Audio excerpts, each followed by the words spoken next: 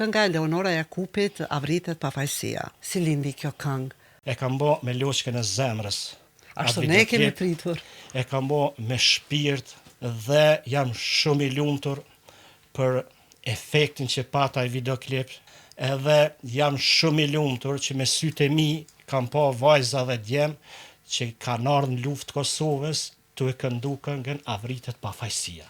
Regjia është një, si thush, sintetizim i gjitha arteve. Çdo njeri nga aktorët nëse ka ndërtimin e një karakteri problem, që ai duhet ta bëjë, regjizori ka problem ndërtimin e secilit karakter në atë shfaqjes ose në atë film. Por dashnia për art, dashnia për atë vend, dashnia me u lidh me shqiptarët, ma tanë kufinit, ka qenë aq e madhe sa që pengesat për t'i kaluar gjitha udhët e dhive për të shkuar në Shqipni ilegalisht dhe për t'u kthy e që kanë mund të kushtojnë me jetë, nuk e kemi marrë parasysh. Arti është aristokraci. Nuk krijohet arti rastësisht.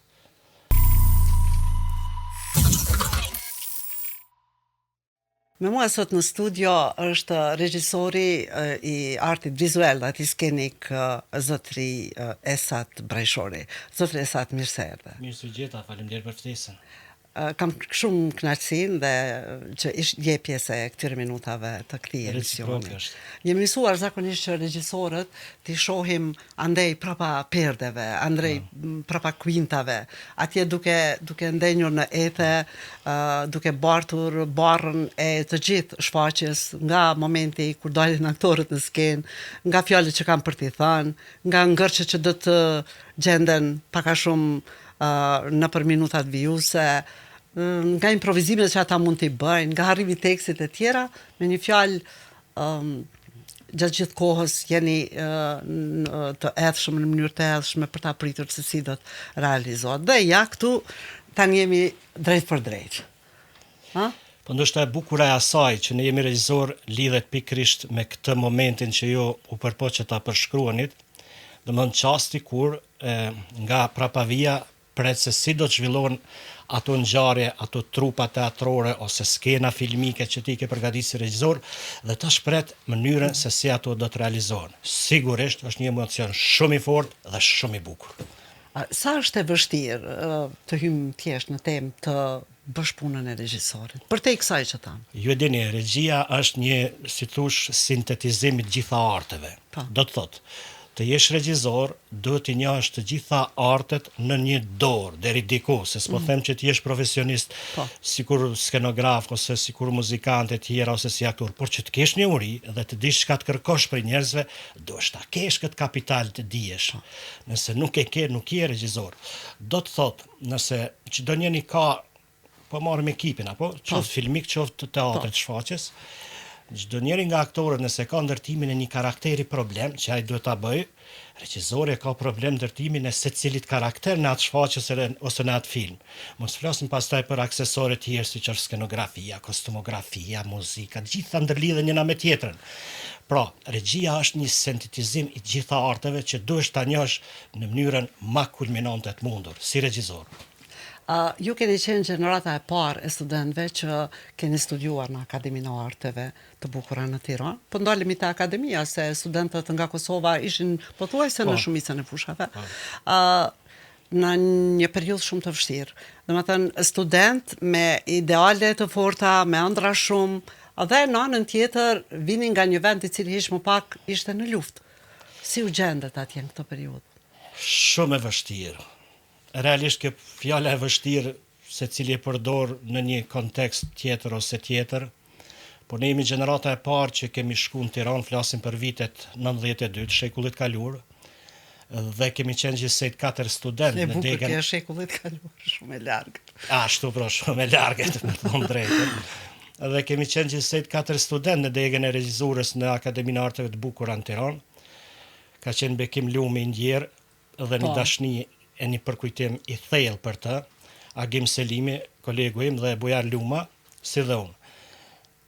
Qa të themë, shumë e gjerë, nuk mund të përkufizoj shumë lehtë krejt atjet, po ka qenë shumë e vështirë, por dashnia për art, dashnia për atë vend, dashnia me u lidh me shqiptarët, ma tanë kufinit, ka qenë aq e madhe sa që pengesat për t'i kaluar gjitha udhët e dhive për të shku në Shqipni ilegalisht dhe për të kthy e që ka mund të kushtojnë me jetë, nuk e kemi marrë parasysh. Pra, ka qenë kalimi shumë i vështirë, rrugtimi deri atje, ardhja her pas her fshetas në Kosovë, liçeni Shkodrës me varka të kalu ilegalisht e gjitha këto, por edhe ajo që neve na ka, si thush, mbajtur gjallë, ka qenë edhe vlerësimin nga pedagogët e Akademisë së Arteve, sepse, imagjinojeni, në ato vite, ne u përpiqnim në Kosovë, ta kapim televizionin shqiptar me disa, kanë qenë lloj antenash të çuditshme të vështira,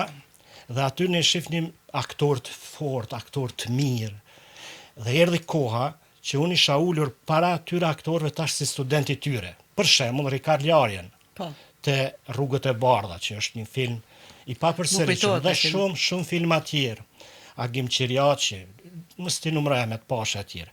Tash ishte një situatë, një ndjesi shumë e çuditshme, sepse unë se kisha menuar ndonjëherë që kam pas fatin një tulen para atyre njerëz ose ti takoj fizikisht me ta dhe... Ne i kishim imitizuar. Ashtu pra, pa imitizim, nuk e di, po me gjithat, me të vërtet kanë qenë nivel shumë i lartë. Kur nuk mund të shkosh ti takosh, kur kufiri ishte i ndërprer, kur vinin ata filmat e tyre dhe vinin në televizionin tonë dhe ndërpriteshin, sepse propaganda, do me thënë televizionet jugoslave, bënin çmas që ta pengonin ata dhe ndërpriteshin në mes dhe mbeteshin pa parë, sigurisht edhe pjesën kryesore. Më kujtohet ky filmi Shtigjet e Bardha i Rikard Larjes. Shtylla e teleferikut dhe ai mbi të. Deda, personazhi Dedës. Nëse domethënë gjitha këto kanë qenë një si thush, një zhvendosje e mendimeve e botkuptimeve të mia për jetën. Ashtu. Se çdo gjë që ka mundur, se po ndodh ka edhe kjo mrekulli. Do të thotë, dhe kjo ka qenë realisht edhe një shtytje e fortë që ne jemi student, sepse me të thënë drejtën i fardore, jemi përpjekje edhe të tregojmë atë shqiptarin e Kosovës në sytë e një Shqipnie 50 vjetë që s'kishim komuniku me zvete. Si mund ma pasqyrosh, si duke një student ka Kosova në sytë e një profesor? Unë nuk mund të them tash për 4 vite, po e sjell këtu një rast. Ishim në degën e regjisë dhe orët e regjisë Agim Qiriaqi ndjerë, një aristokrat i skenës, i papërsëritshëm me të vërteta. Edhe ai kishte bërë në Itali disa kurse kështu, plus e njifte edhe regjin botnore, si thush.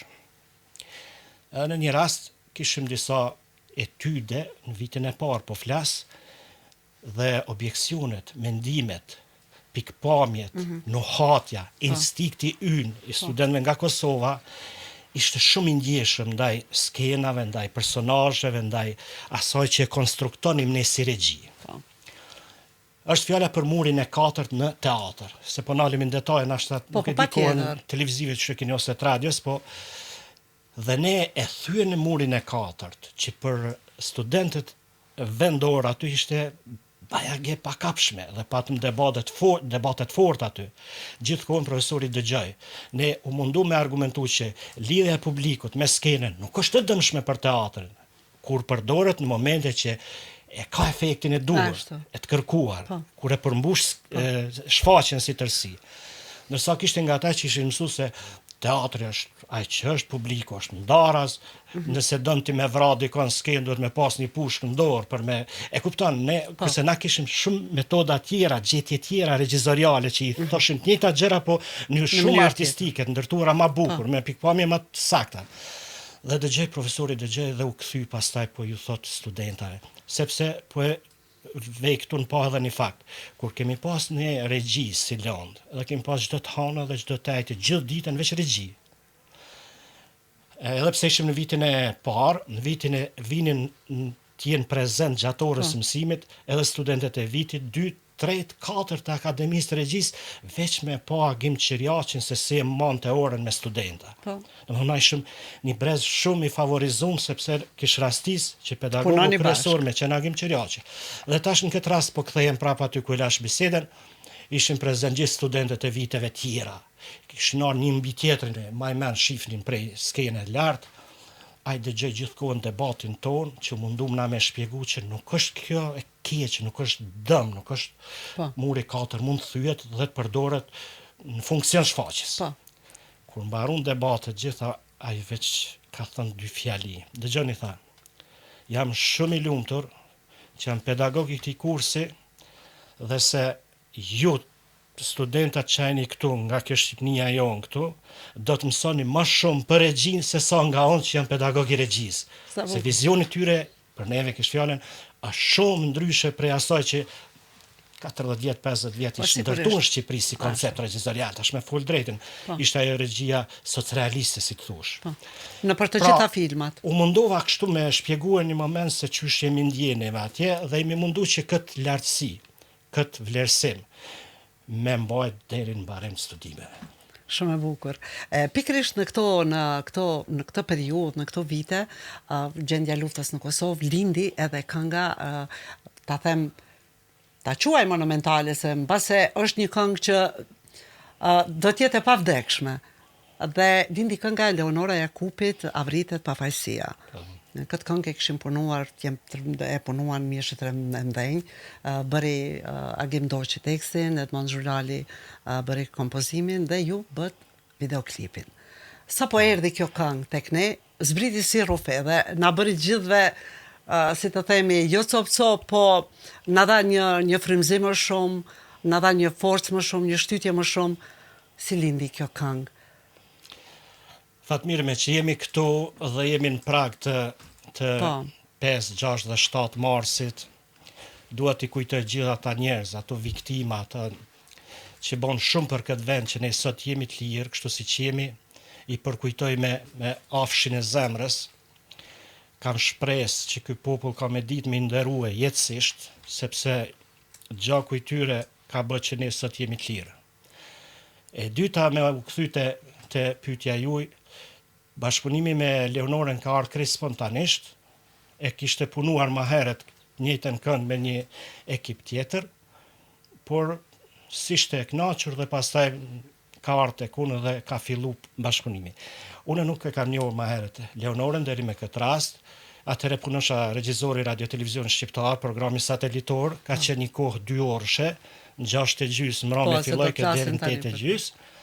Edhe erdhin në Radio Televizionin Shqiptar, e kishte një kohë për ta transmetuar dhe për ta edituar videoklipin me ekipin tjetër, nuk ishte e kënaqur, më thirri mu, isha dhe unë prezent aty dhe pastaj vazhdum me bashkëpunu. E kam bo me loqken e zemrës. Ashtu ne kemi pritur. E kam bo me shpirt, krejt ato skena kanë ndodhur para se me ndodhë tragedia e këtë rastit që për Macedoni e Bllacës, pa ndodhë treni Bllacës, pra krejt ato gjërimin bo ma herët, ka qenë një ndjesi, ndoshta sepse unë kam jetu mrena, si kur krejt shqiptarët, kanë jetu brenda fatit që na gatuhej atë kohë, brenda saj tragedie që jetonim të gjithë bashkë, dhe jam shumë i lumtur për efektin që pata i videoklip, është një vepër e vogël, po ka metë e madhe për historinë, si vepër. Edhe jam shumë i lumtur që me sytë e mi kam pa vajza dhe djem që kanë ardhur në luftë Kosovës tu e këndu këngën Avritet pafajësia. Janë rreshtu krahas luftës, krahas ushtrisë qëllimtare të Kosovës me atë këngë si një moral i fortë që nuk ka gjë tjetër që jep njeriu më shumë forcë sa ona morale. Ashtu, dhe kënga ka qenë miku më besnik i popullit gjithmonë. Ajo si në gëzime, si në vuajtje, ne kemi pas këngën thelbin, aty ku jemi mbajt më shumëti. E thatë ju që... Dhe që dhe një moment, lutem, që mos t'ju mes borgj kolegëve. Ka qenë rasti bashkëpunimi disa emrave, që për mu janë shumë të nderuar për artin shqiptar, e kam fjallën këtu pikë spari, tekst shkruesi Agim Doqi ndjerë, shumë respekt për ta, muzikën Edmond Zhulali, gjithashtu një artist i jashtëzakonshëm, Nora, që e kënon me atë butësinë e jashtëzakonshme atë këngë, po që mrena asaj butësie ka një rezistencë jashtëzakonshme. Edhe një revolt. Dhe ka një revolt, një shpërthim, një diçka që kemi pas gjithë atë kohë, dhe ja që edhe regjia deri diku ka sintetizuar gjitha këto. Sigurisht, jo, ka dhënë shumë aty. Ka dalë një vepër ashtu siç ka dalë. Ajo më çudit se unë kur e kemi parë atëherë kemi menduar se është realizu, sidomos në kohën kur trenat niseshin të pafund prej Kosovës, aty ishte pjesa e Hekurudhës, duart lidhura me zinxhir, një gozë që del aty sikur kur vrapon dhe ik nga diçka. Me gjithë këtë që tha ti brenda. A mund ta kujtoj këtë skenë që she kemi xhiru, me që jemi. Po patjetër se prandaj jeni këtu. Pjesët tjera të videoklipit i patëm xhiru sipas planit. Është edhe një xhirus agimin që mos ta harroj, një xhirus i Radio Televizion Shqiptar, një agim kuri, një mikiem i jashtëzakonshëm, se ka vlerat e veta se pasqyrin e tij nuk ishte mundur me arrit gjithë ato efektet bukura të xhirimeve. Edhe i xhirum gjitha pjesët tjera, kisha bo skenare, po e shifja këtë skenën e trenit domosdoshme. Nuk musha me u qetësu as mbanes, as pa e mbaru. Në anën tjetër, Leonora kishte një presion të jashtëzakonshëm të medjave në Tiranë, sepse ja kërkonin këngën, realizimin e videoklipit, sepse ishte paralajmëru që po punohet në një videoklip. Thash, atë parën e kishte refuzu mos më transmetu, se s'kishte qenë e kënaqur. Dhe me që kishte këtë presionin e medjave, i thashun të rrinë banes, kur të fillon me ra shi, se duhet me qenë shi, se qili duhet me qajt në atë videoklip, se njerëzit janë, ashtu si që keni pa në videoklip, të dërmuare, po shkun disa ditë dhe shi s'binte. Edhe pse në Tiranë, kur fillon me ra shi, nuk nalet, ka me të lodhë. Dhe me që ishte në presion, Leonora më thirë në telefon, thot, hajde po e gjirëm skenën e Hekurudhës, thot e marrëm një cistern me ujë nga mrapa, unë mund të realizoj atë gjë. Thash, nuk bëhet. Po si s'bëhet, tha vënum, nuk bëhet, se me gjatë në thellësi duket që është improvizimi edhe nuk do ta bëjmë kështu me shpirt, ka me dalë. Sigurisht i supajtu ma aty, sepse ideja sa ishte me bo sa ma shpejt, nuk s'kesh gjot keqe këtu, po unë nuk dësha me lëshu videoklipin me dalë pa qenë fix ashtu që kisha mendu.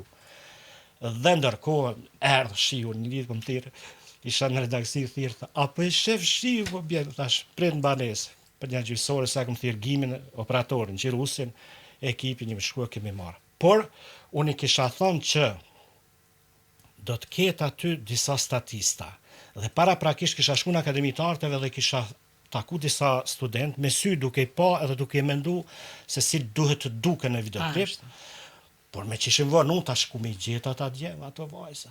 Dhe shkujmë direkt te Hekurudha te stacioni, ku shkujmë atje, ftoft, ishte një ftoft. Thëmë nërë t'i bënë gati atë kostumin, ju e keni pa, thëmë edhe une, po hy, po shof, po i gjej statistat.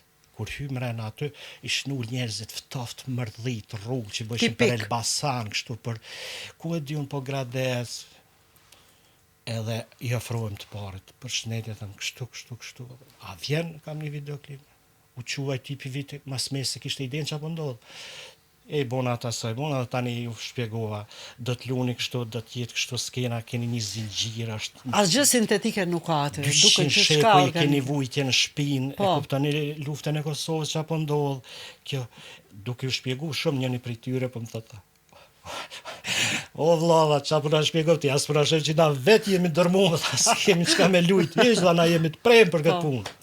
Dolëm pastaj në shesh qerim edhe si që keni po atë skenë, po e kujtoj shumë mirë këtë skenë. Leonora pastaj shpërbleu se cilin prej tyre me të thonë drejtën aty për aty se ishte kënaqur edhe ajo me të.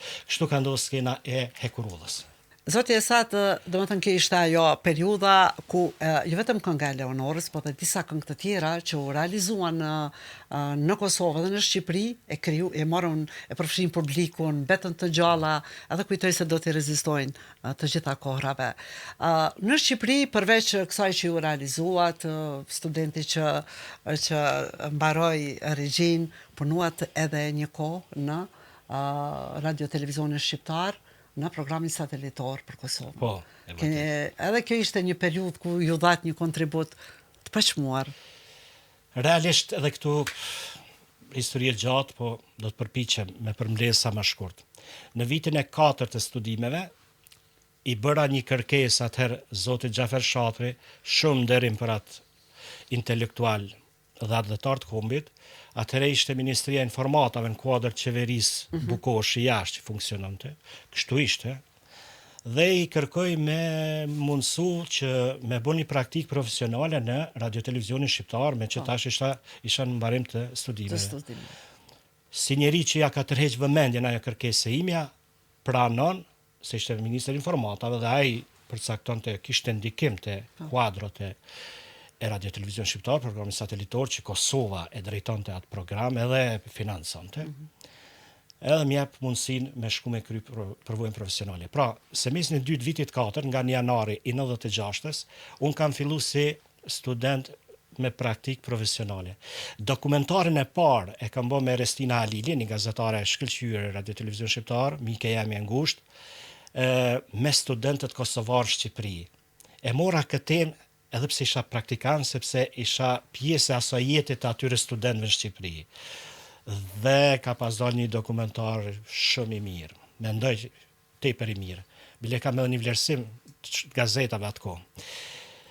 Pastaj erdhi koha e diplomimit, erdhi muji korrik edhe kur u krye akademia, e bona shfaqje në me Andrea, në Arta Muqaj, në aktorin në pas, me një shfaqje të Ibsenit, e marrë diplomen edhe shkoj në redaksi, mi tregu kolegëve që unë e diplomova dhe u krye puna ime. E vura mbi tavolin diplomen, e po në gjithë, por në fakt ndodhe ajo që unë se prisja, që thonë, jo, ti nuk do të shkosh në shtëpi, por do të vazhdosh regjizor i televizionit shqiptar, programi satelitor. Dhe unë e vazhdova me njëherë, pastaj për 4 vite, deri në mbarim të luftës Kosovës, kam qenë si regjizor i radio-televizion shqiptar, kam bo disa dokumentar, nuk ka rrugë, dhish, që nuk kam kalu me arë në Kosovë, qoftë nga Presheva, qoftë nga Macedonia, qoftë nga Malizi, ilegalisht, i moja kasetat në bark, i lidha për trupi. Ishte një sakrificë e jashtëzakonshme.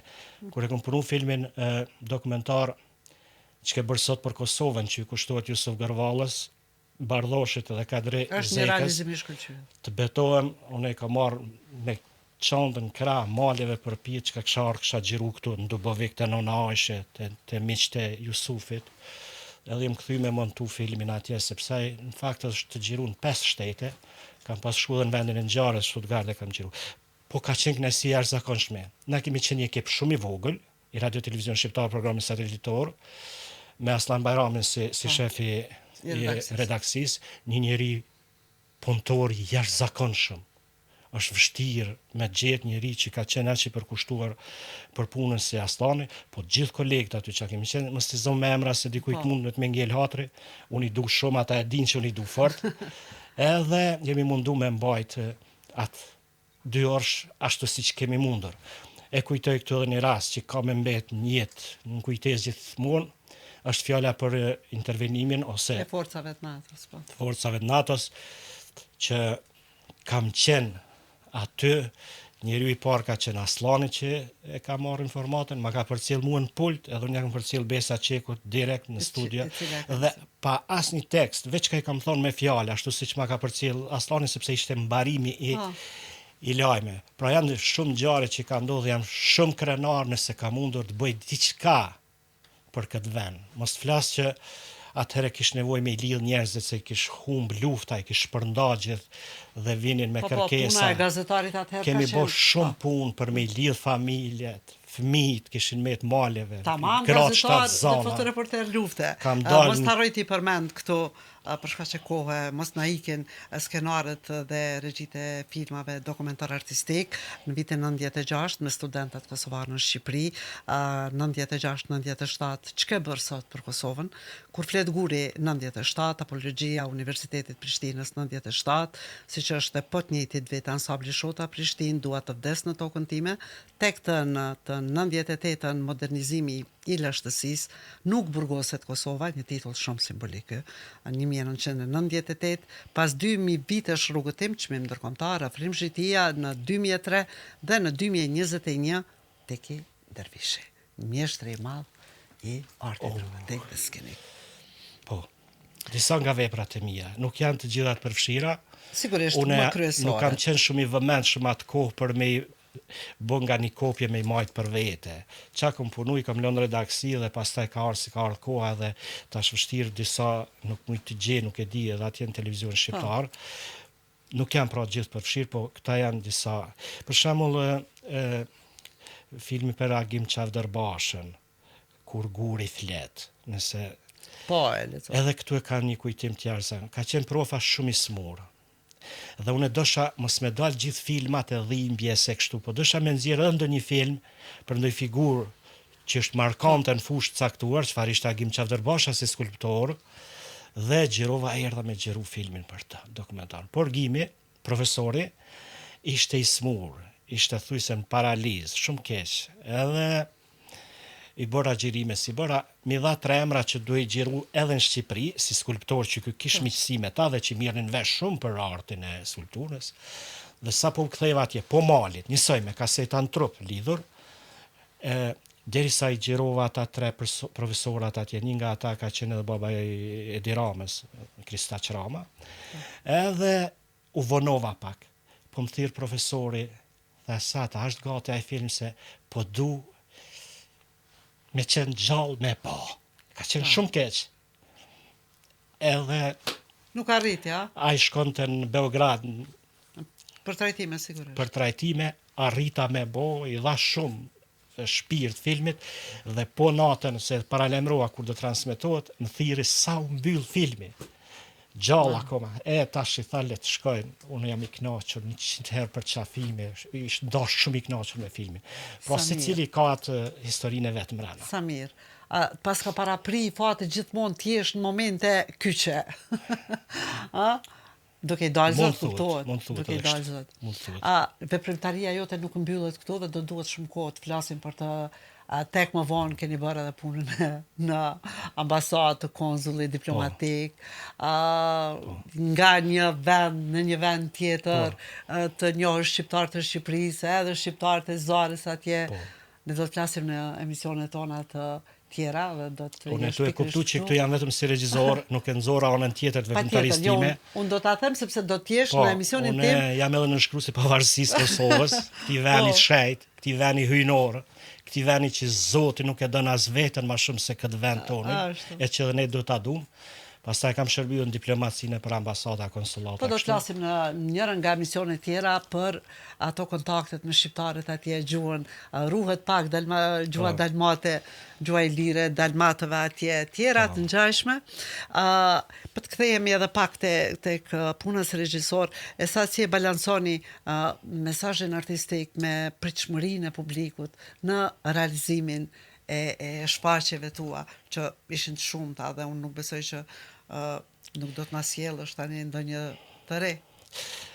Edhe këtu është një personazh shumë i madh në jetën time artistike si regjisor teatre, e ai është Teki Dervishi. Një nga dramaturgët e papërsëritshëm të ne. Dua ta them shumë nderim për profën, tash ai s'është më që sa vite mes nesh, po kalon një vepra të jashtëzakonshme, e që unë mendoj se duhet krijohet një institut Teki Dervishi, ku dione që të mirën me studimin e veprave të profës. Po ditë them këtë që 2 tekstet e fundit, Reprizën e lirisë dhe Ku është populli, Teki Dervishi i ka shkruar enkas për mua.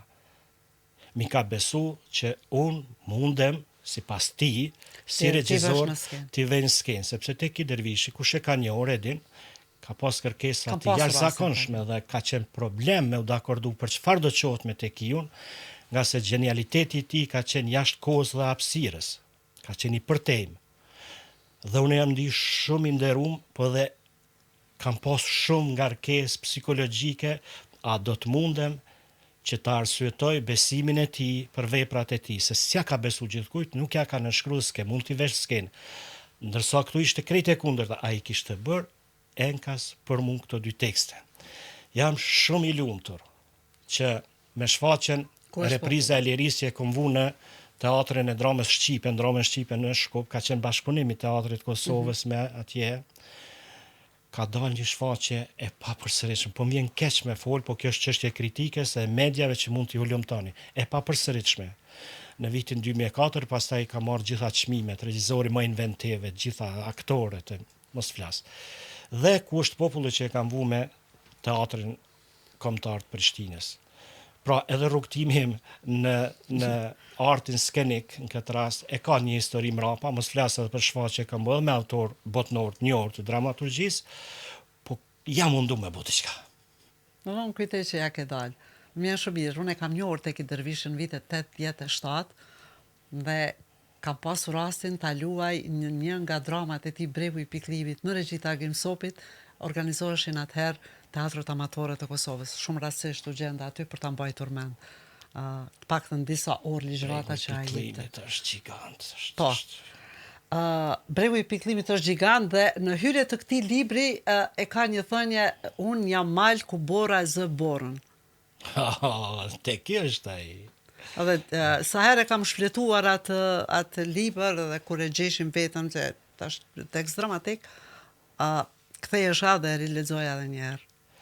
O mos filloj me citut e Kinsi, ka do pjesë të repriza e liris, nana kur i thot Avelit, derisa e la në një kadë të madhe drunit që e kom bë aty si pjesë skenografisë. E lan dhe ka frikën e Kainit, se këtu është tematika është si e vjetër si temë, ju dini personazhin e Kainit e Avelit. Shqyrton taj i kishte gjithmonë personazhet e... Po, dhe e lan. Avel thot, nona po t'lan, kështu diçka pavarësisht, po tash vjen Kaini, mërë me men për djalin e vetë, për vllaune, ti, po mirë më i nanë dhe let vjen, edhe hiq se qanë kohën, Avel, ajo din që ka mund mend, Avel ka mërë, edhe qohët, pastaj, let vjen më nanë, shpit vetë vjen, po probleme që në shpe vjen, po thellësia konfliktit është shpe, pikrish shpe, familja din. Gjithë skenë gjigante, papame, në më thënë. Ose të Tulli dhe një personazh tjetër të ku është populli. Tulli, sa vjetu, kur spiqe Tulli, ka bo 33 vjetë, sa i kishte Krishti, po spiqe Tulli ka me Tulli. Po e sa të në disa ju japim hapësirën e duhur edhe sa i vlerësojmë dhe kujtojmë këta njerëz të mëdhenj, që kanë bërë histori në artin skenik. Sa mendoni se po bëhet tani regji? Ku janë regjisorët e rinj sot? Si shihni ata prezantimet e premierave? Me thonë drejtën, nuk kam një lloj shkëputje, sepse disa vite thash, kam qenë edhe jashtë në angazhime tjera institucionale. Duhet pa kohë me pa, ju mundu me përcjell nga media diçka. Sigurisht i kam fjalët e mira, po unë nuk duhet bëhem hipokrit. Nuk duhet bëhem i rrejshëm, sepse dëmtoj çështjen, derisa unë shoh krejt ndryshe një trend të zhvillimit të artit, e ne nga ti ose nga i tjetri që është krejt normale, edhe ne duhet më mësu mos më marrin natën mes vete nëse kemi pikpamje të ndryshme. Vetëm të kundërtat mund ta zhvillojnë njerëzimin, pikpamjet e ndryshme, e begatojnë, i japin kolorit edhe zhvillimit të teatrit edhe. Pra, nuk duhet bëhem hipokrit, nuk po shoh. Teatr që i vjen era teatr larg, nuk po shoh. Ndoshta për faktin se sa shoh 3-4 muja, 5 muaj veç janë grev teatri, ose ishte i mbyllur fare për një farë rikonstruimi, ku e diune, edhe bëhet një lloj teatri atje në Pallatin e Rinisë që është gjynaf me që aktorët aty. Edhe unë protestoj shpirtnisht ndaj kësaj gjendje çfarë ndodhet tani teatri, sepse edhe krijimtaria e don komoditetin e vet. Arti është aristokraci. Nuk krijohet arti rastësisht. Ai vjen si rezultat i pjekurisë, i zhvillimit, i rrymave të ndryshme të provuara kohë pas kohë në teatr, për me dhënë aromë dhe fuqinë i teatrit kombëtar. Ju e përmend pak më herët Bregun e Piklimit. Bregu i Piklimit deri në Skandinavi ka qenë njëshi në Jugosllavi përpara. Domethënë ka qenë çmime që i ka marrë gjitha. Trajtoi aty legjenda Konstantinit dhe pra, domethënë sot ku jemi? mundohemi me garun me zvetën e për disa festivale që jenë bo këtu. Shumë rregull që përpiqen se jo rasisht, edhe ato festivale që fare janë sajet për kushtimit vetë artistëve me bo teatr. Se ndryshe as ato s'do të ndodhin. Nuk mbjetojnë. Pra ata po e bojnë me thonjë këtë punë, po mundohen diçka me bë. Nëse flasim pastaj cili është niveli, ku jemi në këtë drejtim, ose me krahasu me shtete tjera, E sa thash që do të mbetemi shumë bash për shikuesit dhe për dëgjuesit, për të folur për gjithë veprimtarinë tënde, të ndorshme. Falenderoj shumë që ishe pjesë e këtij podcast. Kjo është puna me artistët, domethënë janë gjithë ajo bota brenda botës sonde, asnjëherë nuk mund të shpërfaqen sa duhet.